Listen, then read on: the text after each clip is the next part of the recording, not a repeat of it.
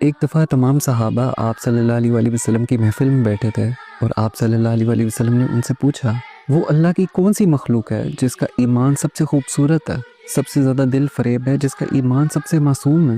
تو صحابہ نے کہا کہ یا رسول اللہ، سب سے خوبصورت ایمان تو فرشتوں کا ہے۔ تو آپ صلی اللہ علیہ وسلم نے کہا کہ فرشتوں کا ایمان، ان کا ایمان مضبوط کیوں نہ ہو؟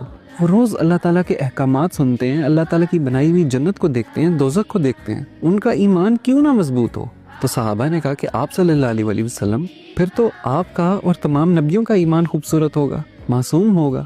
تو آپ صلی اللہ علیہ وسلم نے کہا کہ نبیوں کا ایمان کیوں نہ مضبوط ہو؟ ان پر تو اللہ کی وحی نازل ہوتی ہے، اللہ تعالیٰ کے احکامات ان پر اترتے ہیں، ان کا ایمان کیوں نہ مضبوط ہو؟ تو صحابہ نے کہا پھر ہمارا ایمان مضبوط ہے، معصوم ہے، دل فریب ہے۔ تو آپ صلی اللہ علیہ وسلم نے کہا کہ تمہارا ایمان کیسے مضبوط نہ ہو؟ کیا میں تم میں موجود نہیں ہوں؟ کیا تم مجھے دیکھتے نہیں ہو؟ جب میں تم میں موجود ہوں تو تمہارا ایمان کیسے مضبوط نہ ہو؟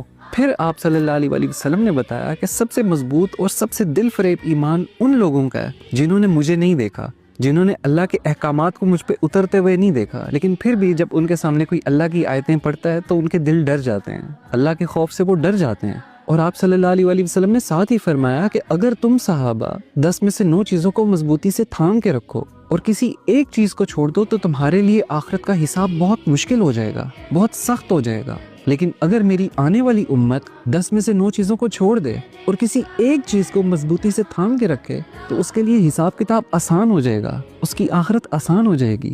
یہ محبت تھی آپ صلی اللہ علیہ وسلم کی ہمارے لیے، اپنی امت کے لیے، جنہوں نے ان کو نہیں دیکھا، جنہوں نے ان کے ذریعے کسی اللہ کے معجزے کو نہیں دیکھا، لیکن پھر بھی ہم جیسے گنہگار لوگ اللہ تعالیٰ اور اس کے نبی کے لیے کتنے ضروری ہیں۔